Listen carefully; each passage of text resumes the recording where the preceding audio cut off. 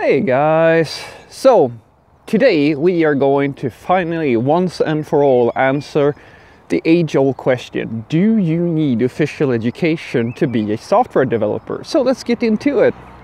Now, this is by far the most common subscriber question that I get, I'm pretty sure.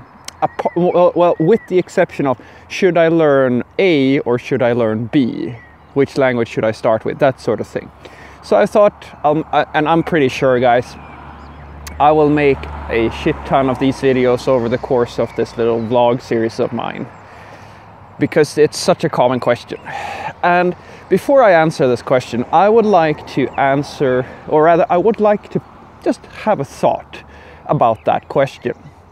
Do you need official education, yes or no? Now, what in the world could motivate somebody to ask this question? Why? Why would this be interesting? Well, I can see three reasons why somebody would ask this question. First and foremost, my guess is that you are the sort of person who may not have the money to get an official education. Because if you think about it, I think that we can all agree that when it comes to learning something like programming or getting any type of higher level education, more is better. Like, just bottom line, the more you know, the better for you. So to kind of have the mindset that you want to avoid something like official education, it's kind of, as I said, like, there has to be a motivation as to why this is. And my first guess is, as I said, it's very expensive.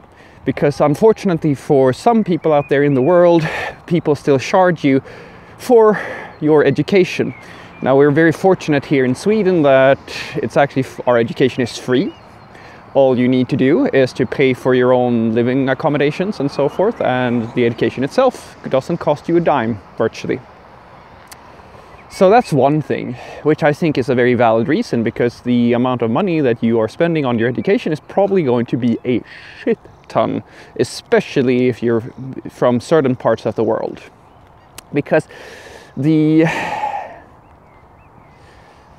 and it's such a nice thing to know that, all right, hopefully you got all this right, because by the time you're finished with your education, you're going to be so far in depth that the only way for you to pay all that money back is to pick the right profession and really stick by it. Great situation to be in. Love it. Second reason, you have an issue with formal education. In other words, you have some reason why you don't like the academic world. That's another very valid reason. I've met plenty of people who have, let's not call them illogical reasons, but there are reasons as to why you don't do so well in academics. And that's a perfectly valid reason as well. You want to be able to have a certain amount of freedom and do your own thing and be your own boss, all that good stuff. Also a valid reason. And then finally, the reason which I want to touch on this one as well. You want a shortcut. To put it simply, you want to know if you can reap the benefits of being a software developer, and you want to skip formal education because you don't want to do something that seems to take a long time and be a big investment for you, time-wise, not just money-wise. So, let's go through this. To skip ahead to the ending, I will tell you this: no. You do not need a formal education in order to be a software developer, but you should know that it is the norm.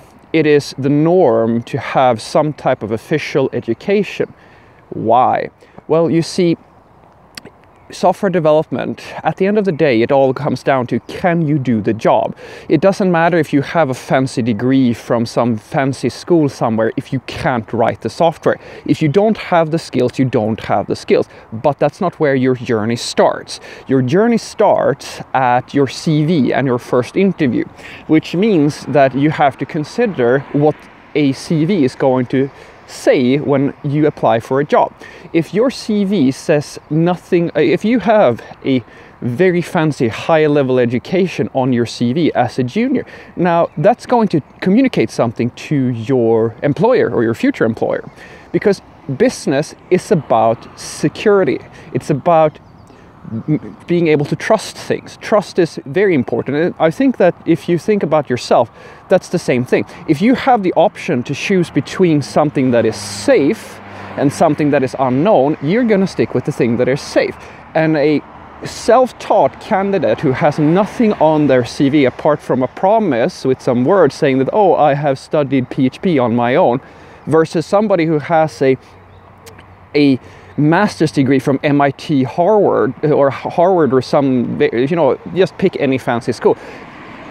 If you put them against each other, who do you think is going to be the most secure choice?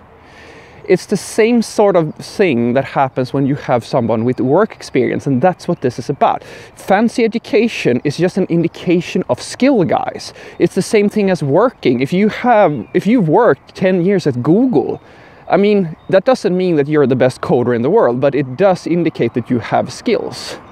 Same thing here. So you should also know that some companies actually have it as a hard requirement that you have higher level education. You should know that there is absolutely tons of jobs for self-taught people, and some of the best programs I've ever worked with are self-taught. It's not the norm, and some companies will not accept you if you don't have some type of formal education, but it's not everybody. So getting a job in IT without a degree is absolutely possible, but if you want to be on the safe side, having a degree helps a lot. Now, you don't have to have a master's or anything like that. The normal education level for a programmer is a bachelor's degree, and that means for you a time investment of about a year to 5 years, depending on how far you want to go. I would say that average time would be 2 years, roughly.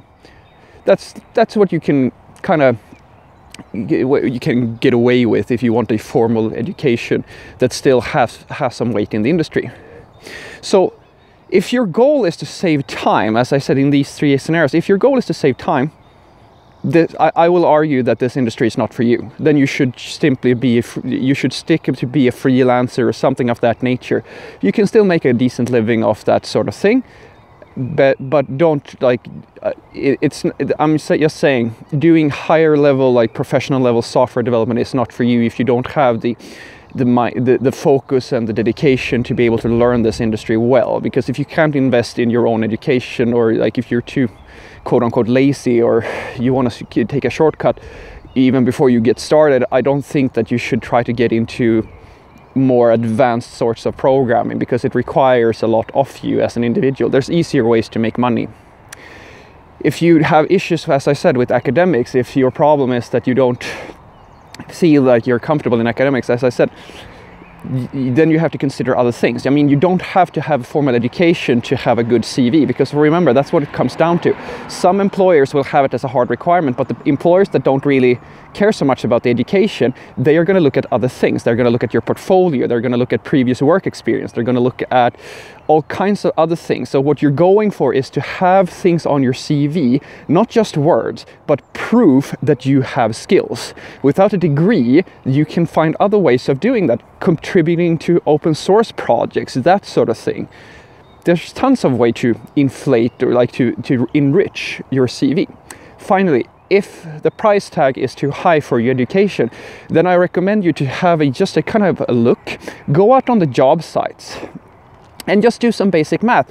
Ask yourself, all right, if I take a loan, or if I get the money for this, what is the average, how much time on average would I say that it will take me to work in the industry before I see a return on the money that I invest? If that math is off and you feel like it's not worth it, then maybe being self-taught is the way to go. I can't really answer that one for you, because you should know that although it's not a given, most of the time a formal education means a little bit higher salary. Just on average. It's not a universal truth. So when it comes to having a degree versus not having a degree, if we're just talking about the price of getting that education, you have to just do the math. If you get a formal education, will the price of that formal education, well, will you get that money back? If you're never going to make it back, then there's no reason for you to get the formal education. But if you have it, as I said, it's the safest thing for you. The best thing is if you have it, because as I said, it's not something that is going to be a hindrance for you. On the contrary, it's going to open all the doors. I mean, if you have a master's degree in computer science, there is almost nowhere in IT where you can't work. That is not true for being self-taught. As I said, some doors are closed to people who have no degree. Doesn't mean that you can't get a job, but certain things require an official education. So, to summarize, official education, very seriously consider it, because it's going to be the safest bet for you, but it's not a hard requirement to have a job in software development. You can absolutely be a programmer without a formal education. Have a great day.